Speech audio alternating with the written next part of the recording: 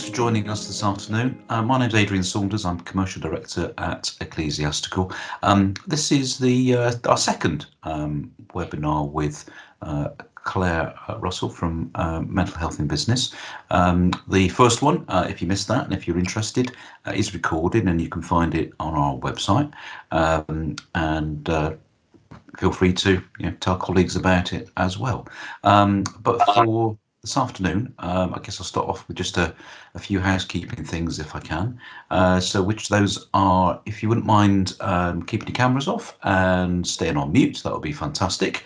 It just helps with the bandwidth, as I'm sure we're all sort of familiar with now, and staying on mute just keeps the background noise down as well, because we're a reasonable size group this afternoon. And still people joining us, which is fantastic. So I'll just keep clicking away and letting people in from the lobby. You might have seen last week, but we published some of the headlines from our third annual broker mental wellbeing survey. And one of the findings this year in that I think is really interesting and particularly relevant to today's session, and that's that less than half of brokers who responded feel able to discuss issues with mental health within their organisation. And I think that points to the importance for businesses to actually create more of a well-being culture, which I think is going to be part of the topic for today in terms of leading the way in organisational mental well-being. So let me hand over to Claire, and Claire, the session is yours. Thank you very much, Adrian.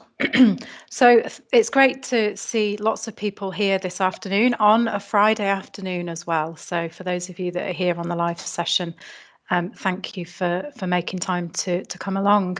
So as Adrian said, the title of the session today is Leading the Way in Organisational Wellbeing. And I think it is particularly topical and relevant and important that we are looking at this subject right now, especially against the backdrop of everything that we've all been experiencing over the last nearly 2 years now.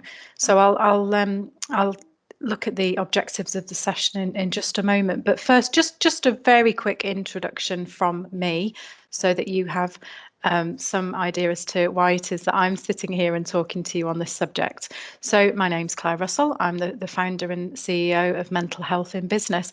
My background is as an insurance broker. So I owned and managed and ran insurance brokerages for almost 20 years, up until early on this year when I retired from the insurance brokerage that I was a partner in, so that I could spend all of my time in this business. We established this business about three and a bit years ago now. And really the backdrop to me setting up this business is my own experiences running insurance businesses and also my own lived experiences of mental ill health. So probably like many of us, I was in many ways really naive to mental health until I actually ran into my own difficulties. So several years ago, I had a breakdown, and I was a managing director of an insurance brokerage at the time. And I was really surprised by, the lack of support that there was available to me at that time. And that really had me start looking in the direction of mental health, and particularly mental health within the workplace. So I took some time out and I went away and retrained as a mental health coach, a mental health trainer, and more recently as a suicide prevention educator. I didn't really intend doing anything with that as a business. It's just that I wanted to be able to do those things, to do all of this better within my own business. But then I decided about 3 years ago to take all of that experience that I had and to use it to help other organisations. And so we set Mental Health in Business up. We work with businesses to help them to create psychologically safe and healthy workplaces. So let's have a look at the session objectives for today's session then. So firstly, to help to demonstrate how you all can start thinking about how you can future-proof the mental health and well-being of your people within your organisation. Secondly, to help you to identify the components of a successful organisational mental health and well-being strategy. And I'm going to talk a little bit about why that's important. Thirdly, to explain how to create a psychologically safe and healthy workplace culture. And then finally, to help you to understand the potential return on investment of wellbeing initiatives. And I think that's really important, it's very clear, what the sort of moral and human obligations are when it comes to our roles within our organisations, but it actually really helps to make decisions or have decisions made around investment into well-being if you can understand actually there's a really very positive return on investment from a financial perspective as well. So we'll have a look at that and how we can help to build that business case for investment into organisational mental health and well-being. Next slide, please, Nick. So why are we having the conversation about mental health in the workplace, and why is it especially important that we are having it now? Well, we know that a sixth of workers are experiencing a mental health problem at any one time, and stress, anxiety and depression are thought to be responsible for almost half of working days lost in Britain due to health issues. So it's a hugely impactful problem, and actually one that's costing businesses a great deal. So we know that the annual cost of poor mental health to employers is around £45 billion a year and rising. So hugely costly for businesses and organisations, and particularly so for those within the insurance industry. So we do know that the cost of mental ill health to those businesses within the insurance industry is as much as £3,000 per person employed per year. So a huge cost. Now, there have been really positive changes and lots of work done over the last few years that have impacted really positively around workplace mental health. And that includes a shift among large employers, particularly towards talking more openly about mental health at work and providing greater support to their people. However, changes to working practices, and in particular some of the effects of the pandemic, I think, have presented some additional challenges to maintaining good mental health within the workplace. So I mentioned already the annual cost of poor mental health to employers is thought to be around 45 billion, and that's rising. So, a hugely huge cost to businesses. But there's also a really significant ripple effect on people outside of the workplace as well. So, we know that as many as 300,000 people a year with long-term mental health problems lose their jobs each year in this country alone. And of course, that has a huge ripple effect on their families. An even larger number, again, are thought to walk away from jobs because they are just not given the help and support that they need within their organisation. So, hugely impactful, and that ripple effect affecting not just those businesses, but then their families and wider communities as well. So there are going to be a couple of points during the session today where I will pose a question. And when I do that, I would really love you to drop your responses into the chat box, please. I'm not going to ask you anything that's especially personal or difficult. They're quite general questions, but really just to get a sense from you really as to what you think about some of the things that we're looking at in today's session. So the first opportunity to do that is coming in just a second. I'm going to put a question to you. Please drop your responses into the chat box, and Adrian is going to very kindly read some of those out, and that will feed into what comes next. If we could have the next slide, please, Nick. So, what are some of your main concerns when it comes to mental health within your organisation? So that's a question for you all to ponder for a second or two, and just drop your responses into the chat box, if you will. So what are some of your main concerns when it comes to mental health within your organisation? And let's see what you think.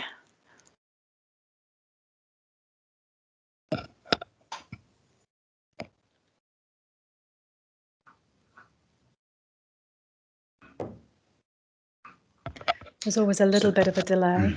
Yeah, so a little bit of a lag at the moment, Claire. Or we've got a very shy group this afternoon. I don't know which it might be, but there's nothing. I can't see anything coming through. So that's okay. Well, just thinking about some of the. Oh, I think there might be a hand up there. I was going to say, I've just noticed that. Yep, sorry, not so. I've just got a question, and I'll check out the hand in a moment. So yeah, okay. Bear with me on that. But or I've just got something that's just come through. So managing colleagues with mental health needs and balancing that with the requirements of the business. Yeah. That's certainly isolation. Oh, suddenly it's all happening now. Isolation of remote workers. I think we've answered the question about the hand being up, which was the meeting chat was muted, but it's now okay. Ways to help people who are struggling. Mental health is still viewed as something to be hidden or afraid of revealing. Yeah. And identifying mental health issues when we work virtually, another good point as well. Yeah, that's certainly one that's coming up a lot in the conversations that we are having with the organisations that we work with. There's a couple more, Claire. And I said the next one really I think is good. So actually, embarrassment of managers to deal with the issue. Yeah. So that's a good point. I wonder if that's because they're not, they're not sure of the right way to respond. Yeah. So worry around how to respond. Yeah. Gosh, everybody's warmed up now. So mental health in the workplace can be affected by other colleagues' attitudes to work ethic, and having that personal approach. I think that possibly goes back to that earlier point about perhaps feeling uncomfortable or embarrassed almost. And that whole how do you go about managing people with a personal mental health issue. So yeah, some great feedback, Claire. Yeah, really good. Thank you. Thanks for those. So everybody's warmed up now, you see. So next time, I'm sure that they'll be a little bit quicker. So, some of just picking up on some of those points that came into the chat box, knowing the right thing to say or how to respond when a colleague is struggling with mental health issues can be really difficult. And, especially so when we're working from home, or if we're working from home and not seeing each other face to face, it can be difficult to spot the signs when we're working more remotely or partly remotely, because we don't necessarily pick up on the sort of energetic things that we do when we're in an office together, but also it can feel a bit challenging to be able to create the conditions to have the sort of conversation that you might want to have with a colleague that's opening up to you about something that they're finding difficult, or if they've not spoken about their mental health in the past. We all have times when life gets on top of us, and it may be that the problems that we are experiencing are not work related. It could be things that are happening or things that are going on in our lives outside of work, but they are still impacting on us while we're at work as well. It's really important to recognise that as employers, the value that's added to the economy by people that are at work and have mental health issues is huge. So, we've got a huge number of people that are working within our organisations who are living with challenging mental health issues in some cases, and we know that the contribution that those individuals make to the economy is as much as £225 billion a year. So it really is important that within our organisations we create the conditions where everybody feels comfortable to have conversations about mental health and well-being, not where we're only talking about mental health in a negative light, but where the conditions are there that every individual is encouraged and supported and enabled to experience the best mental health and well-being that it's possible for them to, whether they have a mental health condition or not. There are individuals within our organisations who will have recognised mental health conditions, and there will also be individuals that are working within our businesses who don't have a diagnosis. They don't have a recognised mental health condition, but they are living with symptoms of poor mental health. And those individuals are just as needing and deserving of help and support as those that have diagnosis too. So, I believe that, all individuals should be, within every organisation, should be given the support and the conditions created for them to thrive, whether they've got a mental health condition or not. So let's have a look just quickly at some of the legal responsibilities. I'm sure that you're all aware of these, but it's worth just mentioning these now. If we can just move on to the next slide, please. Thank you. So let's just look quickly at some of the legal responsibilities that we have. You'll be familiar, I'm sure, doing the roles that you all do, but it is important that we are aware of this specifically from a mental health perspective. We have a wide range of legal rights that protect our mental health at work. Those range from basic human rights, such as the right to freedom of expression and freedom of association, to the health and safety legislation that keeps us safe from hazards. And that does extend to include psychological hazards. So we can move on to the next slide, please. Thank you. Most people with, so the slide that was just up on the screen there was the made reference to the Equality Act. The Equality Act of 2010 in England, Scotland and Wales, and the Disability Discrimination Act in Northern Ireland both make very clear the legal responsibilities of people, the legal responsibilities of organisations towards individuals who are living with mental health conditions or the symptoms of mental ill health. Most people with ongoing mental health problems will meet the definition of disability in the Equality Act of 2010 and the Disability Discrimination Act of 1995. That means that people with mental health problems are protected from discrimination, just in the same way as those with physical disabilities are protected from discrimination and harassment. And they are also entitled to reasonable adjustments to adapt their job or their role or their work. To be considered disabled under equality legislation, a person must have an impairment that has a substantial adverse and long-term impact on their ability to carry out their everyday tasks. As well as the duty to consider reasonable adjustments, the Equality Act and the Disability Discrimination Act also protect people from harassment because of a protected characteristic. So that means that all employers have a duty to address bullying and discriminatory behaviours relating to mental health. And that's a really, really important thing for us to recognise within the workplace. There is still a huge amount of stigma and discrimination when it comes to how we deal with and speak about mental health, and particularly mental ill health.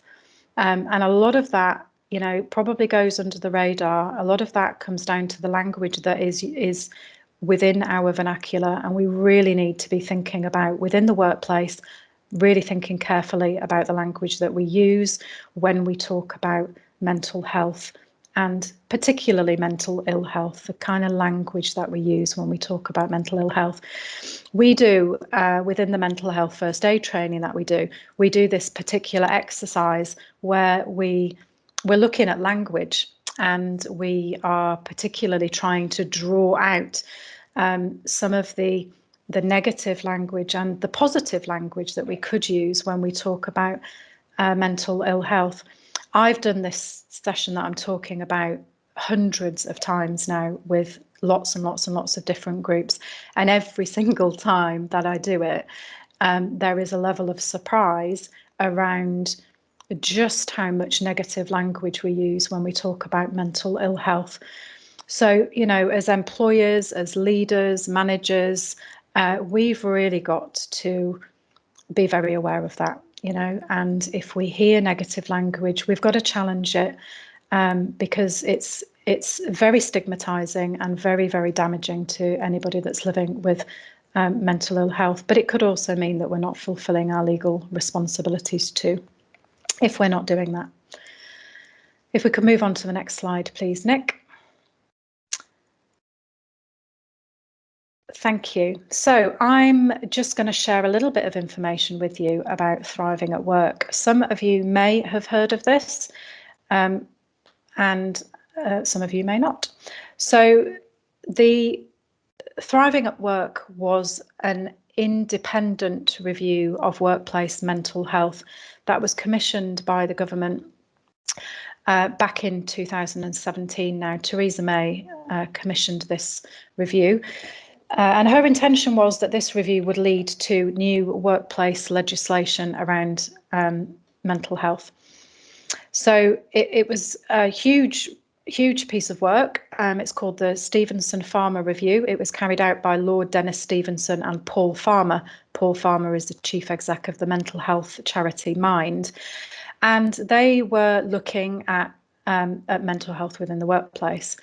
And the intention being that it would lead to some new legislation. However, their findings were that the problem in terms of mental ill health within the workplace was much bigger than anybody anticipated, and the work that was needed in order to bring most organisations, most workplaces up to scratch in terms of where they should be with regard to providing psychologically safe workplaces was much more than anyone had anticipated.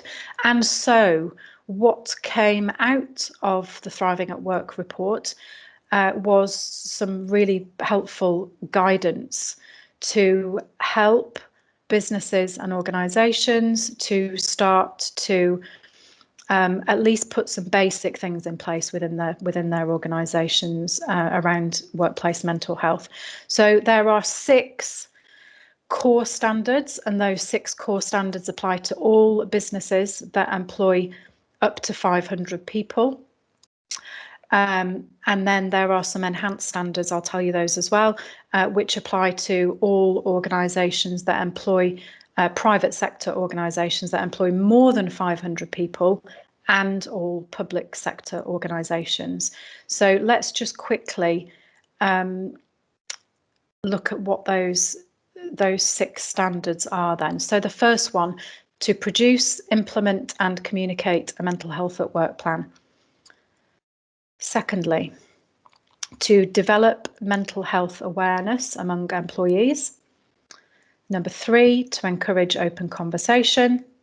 Number 4, to provide employees with good working conditions. Number 5, to promote effective people management through line managers and supervisors. And number 6, to promote employee mental health and well-being. So the intention behind those 6 core standards is that all organisations, no matter their size, will be equipped with the awareness and tools to both address and prevent mental ill health, which is caused or made worse by work. That every organisation, irrespective of its size, will be equipped to support people with a mental health condition to thrive, from recruitment right through their time with the organisation. And then finally, to help every organisation to increase their awareness of how to gain access to help, so how they can signpost individuals within their organisation to appropriate professional help to reduce sickness, absence caused by mental ill health. So there are also 4 enhanced standards, and those apply to all organisations that employ more than 500 people, all public sector organisations, and any organisations that want to go further, even if they may be smaller organisations. So any employer can put all of those standards into practice. We know that organisations, employers come in all shapes and sizes with different working practices and different environments. And the purpose of these standards is that any organisation in any sector, in any industry, will be able to adapt those standards to suit the unique nature of their organisation, and do what is reasonable and practicable within their organisation. So if we can move on to the next slide, please. Thank you. So let's look now at what a successful mental health and wellbeing strategy could look like. And let's look at some key steps that you could take within your organisation to address mental health and wellbeing. For many businesses, the implementation of a mental health and wellbeing strategy is a new concept entirely. So lots of the organisations that we're working with are right at the beginning of this journey.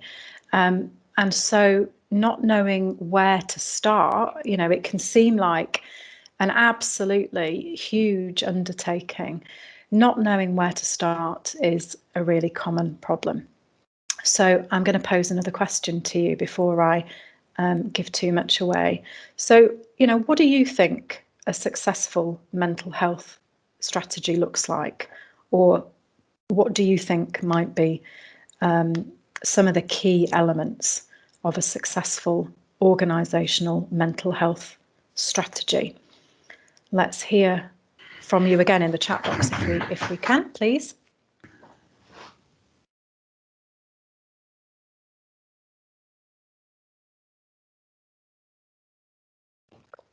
So what do you think a successful mental health strategy looks like, or what do you think are some of the components of a mental health strategy? So Claire, we've started to get a few things come through, which is great. So having someone that is mental health first aid trained, being empathetic in how you deal with people. That's a couple of things that have come through already. Great. I don't know if anybody else out there is tapping away, perhaps.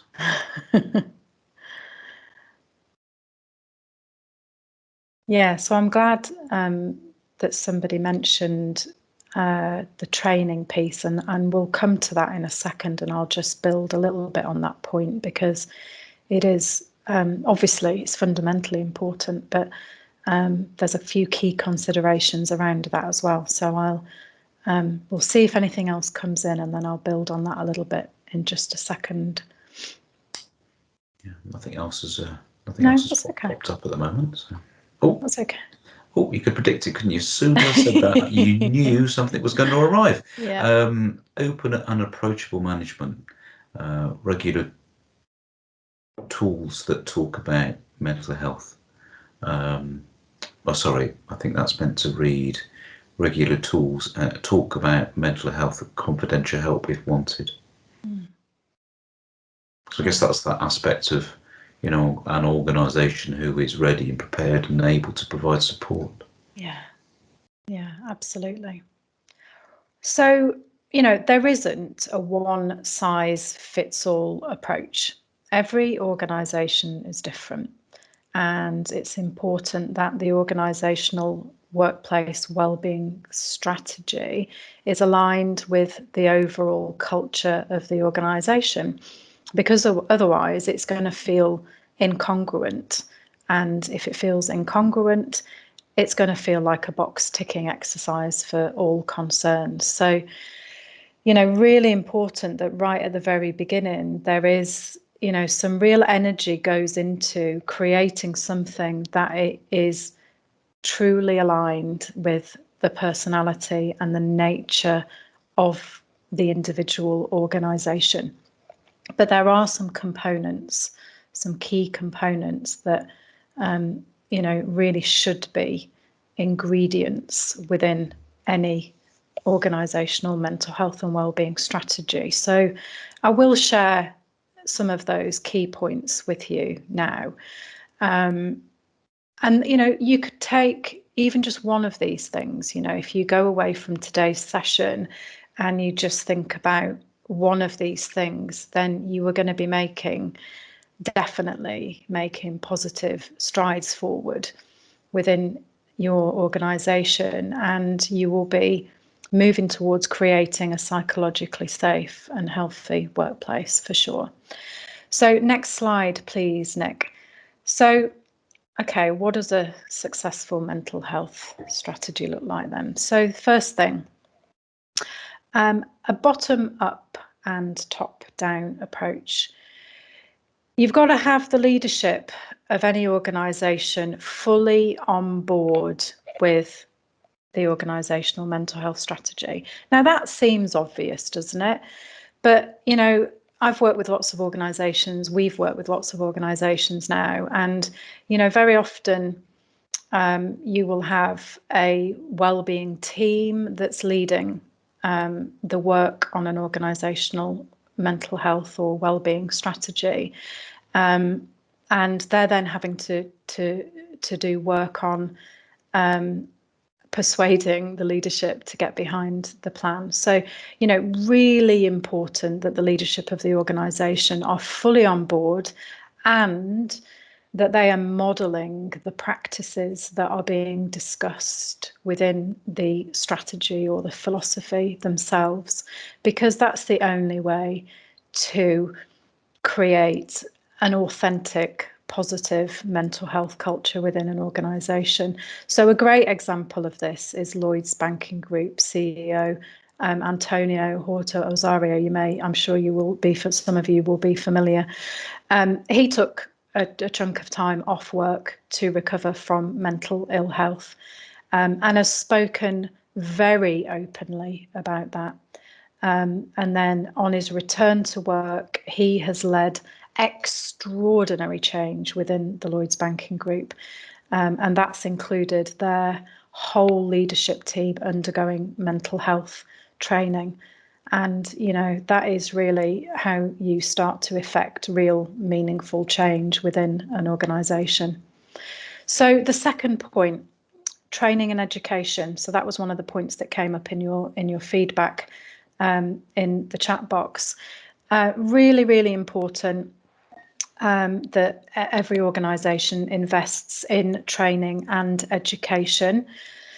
It needs not to be a tick box exercise. So it's not enough to, run some training and then tick the box and say, right, we've done that, we can move on. Mental health first aid training really needs to sit at the core of every organisational mental wellbeing strategy. But there needs to be a framework in place around those individuals. So if you're going to train a cohort of mental health first aiders, that's great, but then make sure that you're also putting in place a framework around those individuals so that they have got the support that they need, so that there are very clear boundaries to their role, and so that there is a very clear delineation between the role of mental health first aiders, what the HR team is doing, what line managers are doing, and actually that all of those pieces are, they're working together coherently. It's really important to look at equipping line managers with the fundamental knowledge and skills to be able to spot signs of mental ill health within their teams. So don't forget line managers, great if you train a cohort of mental health first aiders, but you should also be training, giving some level of training to your line managers as well, so that they are able to manage people, not just from a performance perspective, but actually to be able to spot the signs that someone in their team may be experiencing mental ill health.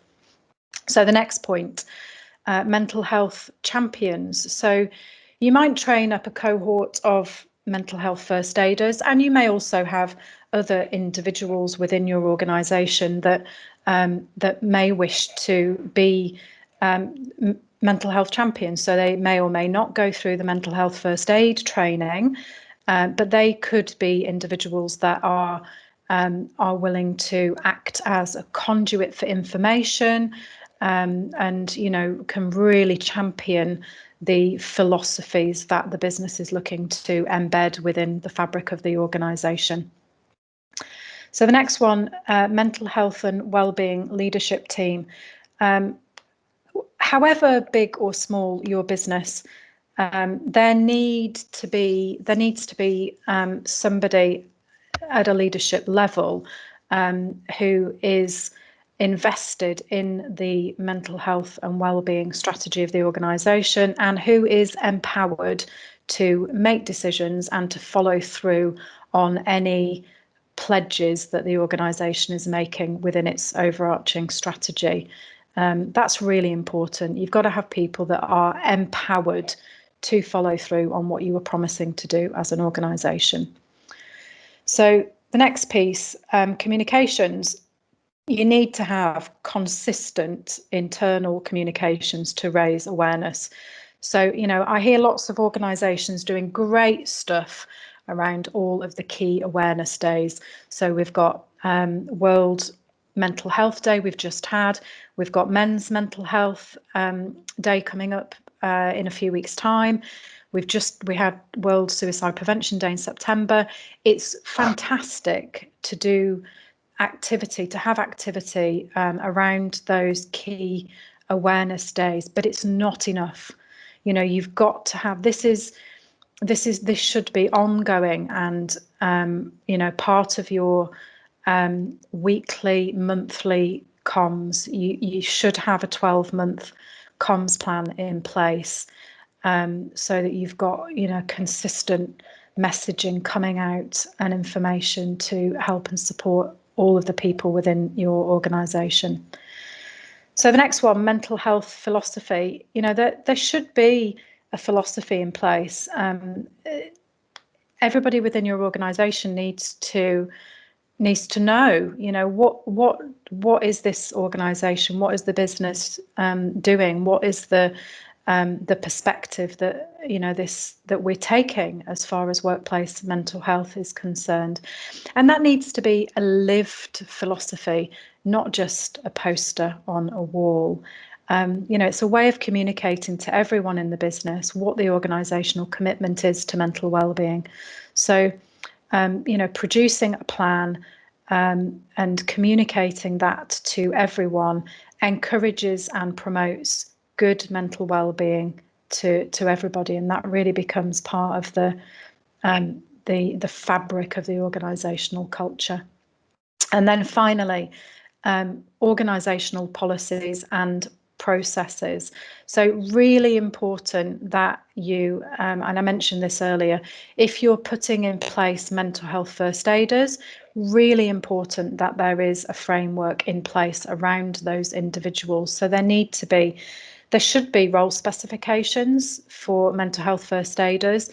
There should be some procedures in place. There should be support pathways. You should be reviewing all of your people processes, so recruitment, maternity, bereavement, sickness, absence. You should be reviewing all of those processes through a mental health lens, just to make sure that you've really considered the mental health considerations of each of those processes where relevant and appropriate to your organisation. So, look, I mean, I could spend all day on, how we build a successful mental health strategy, but, from experience, those are the key components. And if you address those components, then you will be going a long way towards, doing what you should, and also meeting those guidelines within the Thriving at Work core and enhanced standards. You'll be going a long way towards meeting with those. So next slide, please. Thank you, Nick. So, if you've enjoyed this session so far, and there's just a little bit to do before I open it up to any questions that you may have, then hopefully what that means is you're passionate about implementing positive change in your business when it comes to well-being. It is sometimes necessary to build a business case to justify the investment into workplace mental health. So I'm going to give you some stats to really help with that business case, in the hope that you can share this information with the key stakeholders and decision makers in your organisation to help you to make that business case to invest in an organisational mental health strategy within your business. And it doesn't matter how big or small your business is. I must keep emphasising that. We work with some very, very small businesses, and what they do is proportionate to their organisation. So, it doesn't matter how big or small your organisation is. If you employ some people, then this needs to be very high on your agenda. So some useful statistics then to help you to build this business case. So poor mental health among employees costs UK employers between 42 and 45 billion each year. That's rising very steeply. So year on year, that's increasing very significantly. So the next one, presenteeism. Presenteeism costs organisations 27 to 29 billion per year. It's a huge number. So, they are people who are at work and probably are not well enough. Well, not necessarily not well enough to be at work, because I'm not a huge advocate for, people being off work unless they really need to be. I'm an advocate for us supporting people to be able to be healthy and be at work. But, those numbers, those people that are that are struggling there and are contributing to those costs within presenteeism. These are individuals that are really struggling and are getting up every day, dragging themselves into work and just about surviving day in, day out. And I don't think that's okay. I think that every individual has the right and should be supported to thrive at work. And so by investing into a really good, meaningful organisational mental health and wellbeing strategy, we can make sure that we're doing everything that we can to achieve that. So the next one, the cost of mental ill health is rising exponentially, so 16% in the last 3 years. Huge increase. Across all industries, the highest annual cost of mental ill health per employee is to finance insurance and real estate. So the insurance industry is right up there, and the cost is £3,300 per person employed per year. I mean, that is absolutely staggering. So that's not per person with mental health issues, that is per person employed per year. So, however many people you employ within your organisation, you'll relatively easily be able to calculate what that means for your business. But it is costing your business £3,300 per person per year. So, it is an absolutely staggering cost. All of these statistics come from the Deloitte Mental Health and Employers report, and I'm very happy to send to anybody that's interested in seeing the full report. My contact details are on the slides. You are very welcome to get in contact with me, and I'm very happy to share some of the research with you if anybody wants to read the full reports. So next point, please, on the slide. So the results of Deloitte's updated return on investment analysis shows a very complex but positive case for employers to invest in the mental health of their employees, with an average return of £5 for every £1 spent. And that increases all the way up to £8 for every £1 spent, depending on the type of interventions that are being rolled out in your organisation. So, put simply, this is a good investment for any business. This is absolutely going to have a hugely positive impact on your people, but it's also going to have a positive impact on your bottom line for sure. And there is a huge amount of evidence to back that up. So we're almost at the end. I wanted to make sure that we had a bit of time for questions at the end. So next slide, please, Nick. So just to recap on what we've looked at in today's session, then we've been looking at how you can start to think about future-proofing the mental health and well-being of your people. We've been looking at the components of a successful organisational mental health and well-being strategy. We've looked at, what are some of the ways that we can start to create a psychologically safe and healthy workplace culture. And we've just looked a little bit there at the return on investment for wellbeing initiatives. So hopefully to help you build the business case for investing in mental health within your business.